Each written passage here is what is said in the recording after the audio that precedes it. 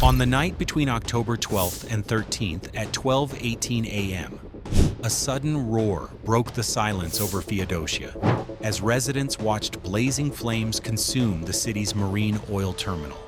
Ukrainian drones had struck once again, targeting a facility that serves as a lifeline for Russian forces in occupied Crimea. The General Staff of the Armed Forces of Ukraine confirmed that 16 fuel tanks were damaged, many of which had survived an earlier strike just days before. The Feodosiia terminal, holding nearly 193,000 cubic meters of petroleum products, is not just a storage site, it is a choke point in Russia's military logistics.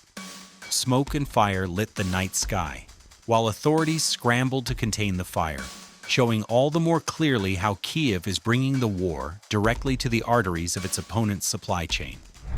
This was not an isolated hit.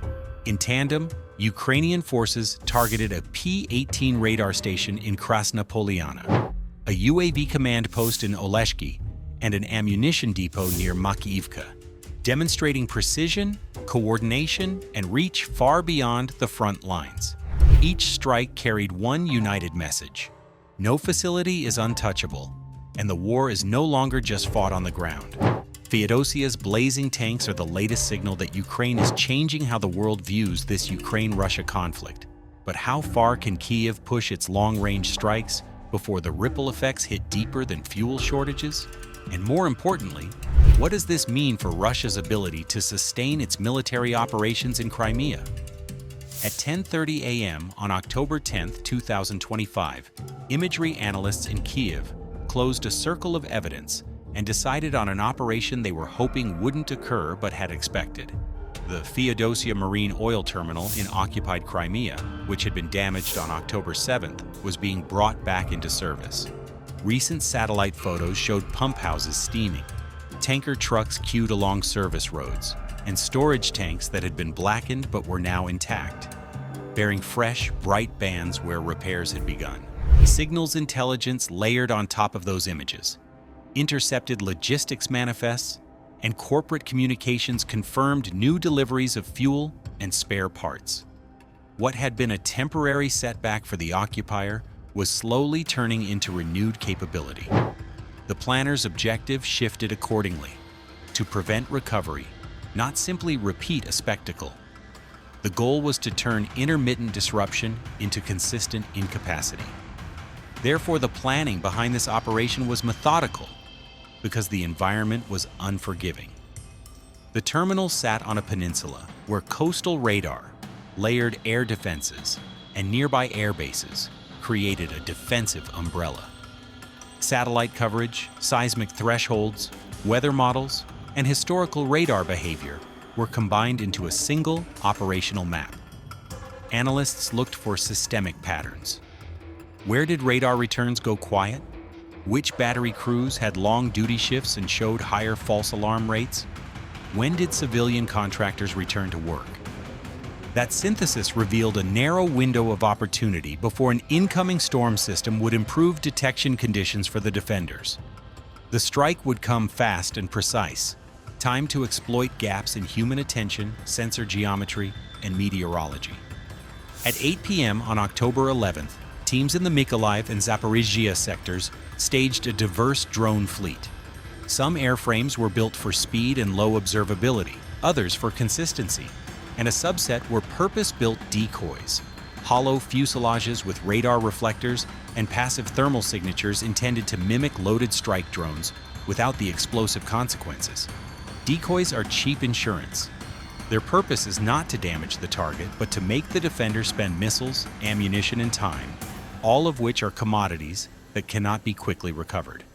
The main strike drones carried modular warheads calibrated to breach tank roofs and ignite vapor clouds, as well as smaller munitions designed to turn off electrical substations and pump stations, affecting firefighting capacity. Launch began at 9:45 p.m. on October 12th. The decoys took to the sea-hugging corridor first, flying under 150 meters to exploit natural radar clutter from waves and thermal gradients. 10 minutes later, the strike package launched from separate nodes, following preloaded terrain-masked routes that looped north of the peninsula before diving inland toward Feodosiia. The drones were programmed to operate largely autonomously. Operators minimized radio transmissions to avoid triangulation and only injected intermittent, low probability of intercept telemetry bursts. Autonomy was a defensive measure. When every burst on the airwaves risks exposure, the craft must be able to complete its mission using inertial guidance, terrain profiles, and pre-planned fail-safes. At 11:27 p.m., Russian coastal radar screens began showing strange, flickering blips, objects moving low and fast over the water. To local air defense crews, it looked like an incoming wave of Ukrainian drones. They reacted exactly as expected. Within seconds, anti-aircraft batteries came alive. Searchlights swept across the coastline, and tracer fire lit up the sky like red-orange comets. Missiles streaked upward, combusting with dull flashes over the Black Sea. But those targets weren't real threats. They were decoy drones, cheap shells built to trick defenses. Each one carried a simple radar reflector and heat emitter, designed to appear like a genuine combat drone. When hit, they tumbled through the air in a convincing imitation of destruction, giving operators a false sense of success. In reality, the defenders were wasting valuable ammunition and revealing their radar positions. This was part of Ukraine's plan to exhaust and confuse the Russian crews before the real strike began. At the same time, another layer of the operation quietly activated. From somewhere near the Dnipro estuary, a Ukrainian electronic warfare team began sending short, precisely timed jamming pulses into the airwaves. These signals didn't completely block Russian radar or communications. They just caused small, rapid bursts of interference at the worst possible moments. The result was confusion in the defenders' screens. Radar feeds flickered, icons vanished and reappeared, and command links lagged. The timing was perfect. Every burst of static on the Russian side coincided with the drone's advance, creating confusion about which signals were real and which were noise. For a few critical minutes, the coastal defenses were effectively blinded, unable to tell what was approaching or from where. That window of uncertainty was exactly what Ukraine needed, and through it, the real attack drones slipped unseen toward Feodosiia. At 11:42 p.m., the leading group of Ukrainian strike drones crossed into occupied territory and began flying to a lower altitude. They flew low to the ground, using terrain contours to hide from radar. Instead of sending all drones in one massive wave, the attack was designed as a staggered pattern of smaller, precise strikes. This made it harder for Russian defenses to track or predict where the next hit would come from. By 12:05 a.m., operators monitoring live infrared feeds confirmed what they had been hoping for. 16 large fuel tanks at the Feodosiia terminal were glowing bright white in thermal imagery, indicating they were full of hot petroleum and undergoing active pumping. That was the proof they needed. The target was not just operational, it was heavily loaded and worth hitting. With that confirmation, the targeting software switched from broad area coverage to a pinpoint strike sequence, locking each drone onto specific tanks and supporting structures. At 12:18 a.m., the first direct hit landed. One drone swooped down and punched through the roof of a Western storage tank, detonating an incendiary charge inside. The blast ignited the vapors instantly. Fuel fires of this kind are very different from normal flames. They burn at extreme temperatures and move almost like a living thing, driven by pressure, wind, and expanding gas. Within seconds, a tower of fire shot high into the night sky, lighting up the coastline. The shockwave carried outward, warping nearby tank roofs and shaking the ground for hundreds of meters. The containment barriers built around each tank were meant to prevent leaks, but the sheer volume of burning fuel overwhelmed them. Flaming oil spilled over the edges and began flowing downhill toward the harbor. Moments later, other tanks began to rupture one after another as the heat and pressure built. Each eruption fed the next, until the entire terminal was engulfed in a continuous wall of fire. The defenders reacted with the tools at hand. Interceptors rushed from nearby airfields, and Manpad's crews fired into the smoke-filled sky. But many of their shots had already been diverted to decoys or false contacts, and some systems were hampered by the electronic clutter deliberately injected into their sensor nets. One MiG-31 scrambled but failed to find intact targets in between the thermal chaos. Anti-aircraft units in a few sectors engaged heat signatures from the fires themselves, misallocating munitions and attention. Importantly, the attackers had prioritized secondary strikes aimed at electrical infrastructure. At 12:37 a.m., small drones struck the substation that powered the terminal's pumps and emergency suppression systems. That blow mattered as much as the tank hits. Without power, high-capacity pumps, automated foam systems, and sprinkler networks could not operate effectively, putting distance between damage and recovery. Complications began to appear during the operation. At 12:37 a.m., Russian electronic warfare units launched a concentrated jamming effort that briefly cut off communication between Ukrainian operators and several of the strike drones. For a few tense minutes, the live video feeds went black, and control signals stopped responding. Under normal circumstances, that kind of disruption could mean the loss of multiple drones.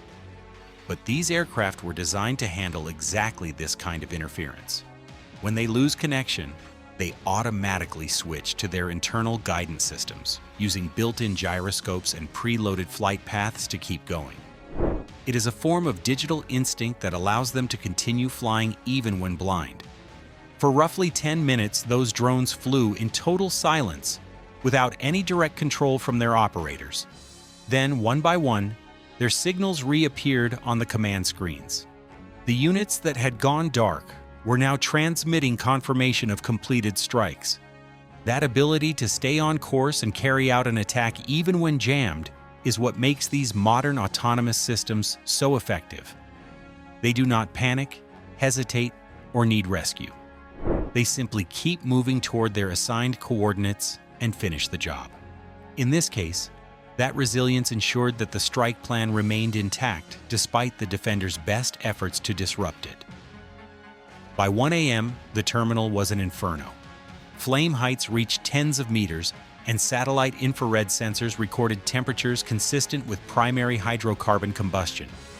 Smoke plumes expanded across the bay and drifted inland, prompting local authorities to issue evacuation orders for neighborhoods downwind. Firefighting efforts were hampered by a mix of factors: damaged power infrastructure, hazardous conditions from burning fuel, and militarized security measures that restricted access. Foam retardant, the standard for combating large fuel fires, depends on functional pumps and compatible supply lines. With those systems disabled, suppression teams could only hold perimeters and focus on preventing fire spread to adjacent industrial sites. At 1:30 a.m., an overhead surveillance drone acting as an observation platform relayed high-resolution footage of collapsing tank roofs and ruptured piping until it was itself engaged by an air defense missile. The loss of that sensor cut the live feed, but not the after-action picture. Enough archive imagery and thermal data had been harvested to confirm the scale of the damage. By dawn, satellite passes showed blackened tank farms, standing pools of oil, and smoldering hotspots. The immediate logistics impact was clear. Port berths closed, scheduled fuel transshipments halted, and convoys rerouted through longer, riskier routes. The damage report was clear and severe. Analysts determined that 16 fuel tanks had been hit, totaling nearly 193,000 cubic meters of petroleum products. All of it was lost, either decimated in the blasts, contaminated by fire, or drained during firefighting efforts. The nearby power substation and several pump houses were also knocked out, which meant the depot couldn't be repaired quickly. Many of the parts needed to fix those systems are highly specialized and complex to find, especially under sanctions. So restoring operations would take weeks or even months. But the impact went beyond the physical damage. The strike didn't just destroy fuel, it disrupted the Russian military's ability to move it. With Feodosiia's depot offline, Supply routes had to be rerouted through smaller or less efficient facilities. This stretched delivery times, reduced overall capacity, and strained logistics that were already under pressure from the war. By 8:45 a.m., Ukrainian analysts had finished assessing the strike and begun exploring ways to build on its success. They adjusted surveillance to track the new convoy routes, pinpointed potential choke points for future ambushes, and watched for signs of emergency repairs or supply requests that could reveal new targets. What began as a single, well-executed attack had now become part of a broader strategy, one designed to weaken supply lines, slow the enemy's fuel flow, and set up the next series of blows. International analysts quickly took notice. Many described the Feodosiia strike as a sign of how far Ukraine's long-range precision capabilities have evolved. It showed a deliberate blend of tactics, using cheap decoy drones to draw fire, precision incendiary strikes to destroy targets, electronic warfare to disrupt defenses, and autonomous systems to finish the job even under jamming. For Russia's defenders, the attack exposed a significant weakness. Their air defense network, built to handle large, predictable threats, struggled against a scattered and synchronized swarm. Later assessments suggested that less than a quarter of the incoming drones were intercepted, meaning most of the strike package reached its targets despite heavy counterfire. But the operation's actual impact went far beyond the flames. It changed the math of the war. The strike proved that deep rear area fuel depots were not safe, even hundreds of kilometers from the front lines. What was once considered a secure supply zone had become part of the battlefield. The immediate losses were obvious: fuel reserves decimated, infrastructure damaged, and millions in repair costs. Yet the deeper effect was strategic. Every hour spent rebuilding Feodosiia was an hour taken from the front. Engineers, materials, and attention had to be pulled from other regions, creating new weak spots in the Russian logistics chain. If Moscow rushed to repair the site, other depots would be left exposed. If it tried to hide the damage and patch things quietly, those movements would create new intelligence leads for Ukraine to exploit. Either way, the strike forced a reaction, draining resources and revealing behavior patterns that could be used in planning future operations. By morning, the smoke still hanging over Feodosiia wasn't just the aftermath of a strike, it was a message. Feodosiia showed that modern conflict is fought not just with firepower, but with persistence, precision, and the ability to reach deep into the enemy's rear. The Feodosiia strike was more than destruction. It was data turned into power. 16 tanks, hundreds of thousands of liters, and a network of logistics undone by timing and autonomy. For Ukraine, it was proof that control can be measured in seconds, not kilometers. Still, one question remains: when every target can be reached, what limit still exists? If this analysis moved you, please like, subscribe, and share. Your support lets us keep bringing hard-hitting, behind-the-lines reporting to light.